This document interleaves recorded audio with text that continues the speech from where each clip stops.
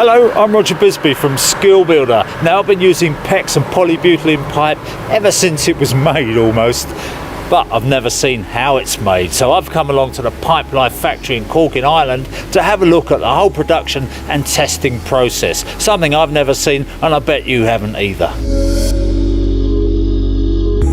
Roger, how are you? Welcome. Alright, nice to see you. You got the sunshine. Brilliant. That's unusual for you, isn't it? No, it is. The days we're having. Lovely. So what are you going to show me then? We're going to walk down the factory floor. I'm just going to give you the run through. You need the way, my friend.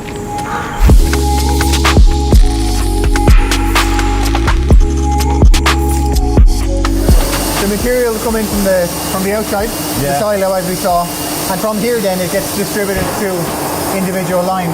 So we got 12 lines and each one will be different. So you got your PEX, you got your PB, they come in and they go distribute straight to the end. And you can actually see it going through the pipe. You can see it moving through the pipework as it gets sucked. So it just sucks up and makes a lot of noise on the way, but then just swap them around as you want. As we need them, it depends on, we've a couple of silos out there, so sometimes they go empty. And if they do, we'll just move it to the next silo. And they're all labelled, so specifically we know which silo goes where, what material is in each one. So this is just basically a manifold. Just a manifold for everything to be distributed in the right direction and all labelled to whatever line it needs to go to. Okay, so this is our PEX line. Yeah. Very same as the other side. In theory, the same. But this is a new machine we've actually installed. So it has, again, a lot more intuitive, a lot more touch screen, and it's quicker reaction. So it allows us to be able to see more temperature profiles easier and the flow. This is very similar to the new line, the new PB line, the new Easy Lay line that we've installed. You can see exactly the ratios. So everything is measured precisely. So for a certain amount, this one here has 93.5% material and 6.5% adhesive. So it makes up 100%. So if you change one, the other would automatically change. So you'll see that we have to have a certain thickness of adhesive and barrier has to be a certain, so you're talking 1.6 168 microns, thereabouts. So to ensure that we keep that ratio for our wall thickness doesn't get too big or too small, this will ensure that a particular speed, a particular line, and a particular weight per meter is set, that it can't go over. The machine will alarm to tell you you're going over, or it will self-adjust. So if an operator comes and makes a miscalculation, the machine itself will self-adjust. The initial setup will probably take about 30 minutes to go through, and you get all your calibrations. We do all our tests to ensure that everything is working, everything is going through, where all our wall measurements are correct. Outside diameter, wall thickness, everything is correct. Print is okay, the coilers are ready, all the full test all the way through. So as soon as we're up and running, we just keep it up and running. We've all the tests in place that do the warnings, so if things go off, it'll warn, or we can see if walls are starting to get thicker or lower, and we can then react before it becomes a problem or before it affects the pipe itself.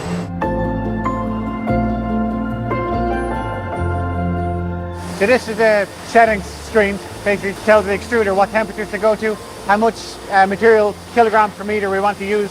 So depending on the speed of the line, we'll have a different gravimetrics will actually tell it. At a particular speed, you have to have a certain amount of material going through, and it has to have a certain temperature as well to make sure it melts correctly and it can form correctly. You got temperature profiles, 180 degrees, 170 degrees, and then different barrels. So along the way, the material comes through from here, so it's heated all the way through until it gets to the very end where it's nice and malleable and it can just flow through. So this is the extruder, this is the head. So that's hot. This is very hot. We got 2 or 3 different feeds in. So that arm there and that arm there are adding a layer every time. 2 different layers. One is DBOH and the other is barrier. Okay. So you got one layer coming through and they kind of form over it like a sleeve over the sock. Forms over the outside, and then they got the outer layer again. And straight away then it comes in and it starts to form it. So this is the form box, which ensures there's a hole in the middle, and it ensures it only comes out to exactly what we want, which is the 15.25, and it goes all the way through. So that forms the pipe the full length as it's going through. The water's circulating around it all the time, cooling it. So this is our vision system. This tests for visual inspection on the pipework. So as it comes through, it passes through 3 cameras, all lit up, so you can see exactly what sort of, if there's imperfections or there's something wrong or scratching or anything like that, it will be caught at this particular point. There's 3 cameras on it at all times, so you get full exposure, 360 degrees. And if there's anything at all, it will alarm. and tell you, and it will take an instant snapshot picture. And this at the moment, this line is doing 23 meters per minute. So Yeah. it's taking about 30 pictures every half a second. So about 60 pictures a Blimey. second is what it's taking at all times. So if there is a fault, it'll take that snapshot and we'll have a meter mark exactly where this happens and we'll be able to trace it exactly where the problem is and be able to cut it out within a couple of centimeters. Okay, yeah, there's your error. I'll get able to find it. The computer itself will show the line as it's going through, so you can monitor at all times. You can see the pipe. If you wanted to spend an hour sitting there watching pipe go through, you can. But if there's anything at all, so if there's any sort of contaminant, a granule that went through, or a fly that lands on the pipe and decides to go through, we'll take a picture of that fly and be able to highlight it and follow it right through. So there's no flies on Pipelife then? Exactly. Every product has a different code. Whoa. And then the code has the traceability, as you see. Yeah. So it's the time, the date, the stamp, what line it was made on. So we can trace it right back to exactly who was working on the line, what time it was working at, what line it was made from, and on a particular date as well. Full traceability. And also there's a product code on every pipe as well. This tells the wall thickness, the ultrasonic. So the idea of the water, it's like a submarine. It's pinged from it, and as soon as it hits the pipe, it bounces back. So the water, it's testing it from all four sides. So top, you can see there, 1, 2, 3, 4. So you got a full coverage of the wall thickness. So it'll measure, it hits the wall, and as soon as it hits the air on the inside of the pipe, it bounces back. So that's how it determines the wall thickness.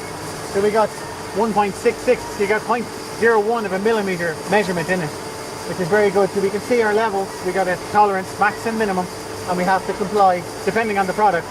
So this one is set to 1.7, so everything in and around that range. This is for the outside diameter. So it works like a scanner in the shop, and it actually does a full circle around the outside of it and measures it at all times. And that tells us the outside is 15.24. Again, 0.01 of a millimeter of measurement, and it's live as well. So that one there is reading about 360 measurements a second, and that one is about the same. So it's recording it all the time. All the data, as you can see from the graph, is all recorded and all in there. So this is 15 millimeter pipe, as we would buy it. And it's 15.25, 26, 27. So quarter of a millimeter tolerance. A tolerance. And what happens is it'll cool. So at this stage it's still warm. So when it gets onto the drum and it's brought up onto different coil lengths and whatever else, it'll have shrunk down a bit, tiny bit, probably 0.2. It'll be 15 millimeter. That's where you get it. All the time kind of moving. And so you've got to allow for that. Well, the tolerance is there. We know historically, we know our kind of tolerance. But does that change according to the weather or anything? No. Because I know some extrusions, they do, don't they? If they have to adjust it. Well, we cool the pipe as cool as we can. All the cooling baths all the way down. 30, 40 kilometers of pipe work. That's incredible. Depending on the size. 30, 40 kilometers of pipe work, start to finish. Right. Incredible. So this is our new machine. We have a new extension being built at the moment. So this and the other Easy Lay extruder is going to be put in there. We'll have a dedicated Easy Lay line. This isn't going to be cheap, is it? All this. You're investing in this stuff, but so go on, tell me how much this would cost. €500,000? Too far off that. You wouldn't get much change out of it, alright? All right, okay. But once this thing's up and running, this is running out pipe 24, 6 days. As demand comes, it'll move to 24/7 as well, no doubt. One of those machines, you set it off, you don't go near it again. Really? And it does exactly what it says. That's lovely, It's perfect. It means we can double our output now as well, which is great. Yeah, brilliant. Keep doubling it. This is the Easy Lay PB. Exactly what was down below. So they've rolled it up to here. Rolled it up to here. So we have maybe 8 or 10 drums of it, of different material. Comes through here, we connect it back up again, gets uncoiled into specific lengths. So if you're looking for 25 meter, 50 meter, 100 meter, we'll take it through here. And it goes through this uncoiling and gets wrapped. There's another sensor inside, metal detector sensor, so any joints or contaminants or anything that was highlighted down below is brought up. It's highlighted to the guys here rather than stop the drum and take it off. Got it. So this is the point where you pull it out. Yeah, we pull it out here. Chuck it in the skip. So the guys below have a check sheet as well. It says at a particular meterage. We took a sample because we take a sample every few hours as well to ensure that what we're getting and what we're reading and everything is calibrated. So that's where you have a joint coming through, and the guys, the operators, will stop the machine at a particular meterage. It comes through here. We do a foil wrap first to get the outside shape, and then it's put through the final external wrapper to give it the brand. So depending on it's a 50 metre, 100 metre or 25 metre. Clever machines. Well, yeah. Nobody working on them. That's it. There's a guy on the end here. And just But takes that's off it. and put it up, so it's all self Yeah, starting. You yeah. set it in motion, you set it going, and off it goes. Start to Just finish. keep going. Very little interaction needed. Amazing. And at the very end, then, depending on the customer, if he wants 20 coils or 50 coils, we wrap it. And on that's each. where your orders are done now. Exactly. So that's going out to merchants. Exactly. That's going out to them. So we get it wrapped, everything gets secured onto the pallet, Yeah, put on the truck, and away it goes. lovely.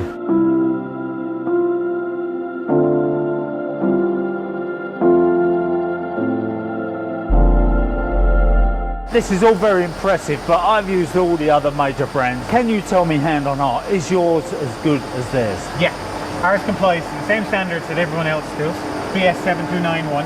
And that's why I'm going to take you in now to show you where we do all our testing and ensure we comply like everybody else. Some of the standards, like everybody else, that we have to comply to are the kite mark for the BSI. Yeah. We also have, we're RAS approved, Yeah. like everybody else. And our product is 50-year guarantee as well on it, which some of them don't have that.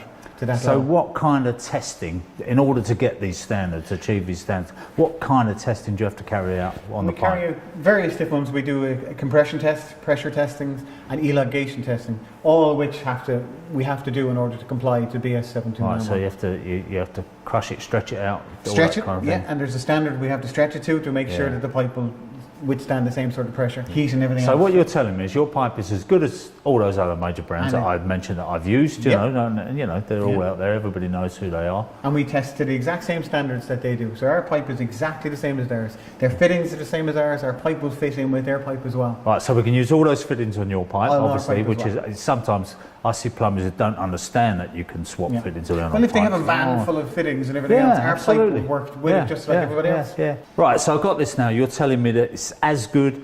It covers all the same standards, basically it's the same pipe if Yeah, you like. same fittings, It has all the same fittings, it fits. If I'm a plumber and I'm looking at it, I think the only thing I'm thinking now is what I did think when I first saw it is, why is it cheaper than all those other ones? That's the thing that rang alarm bells with me, because I was naturally thinking, if it's cheaper, it can't be as good. But you're telling me it is as good. Is as good. Yeah. So- exact same products, exact same pipe. So it seems to me a bit of a no-brainer. Yeah.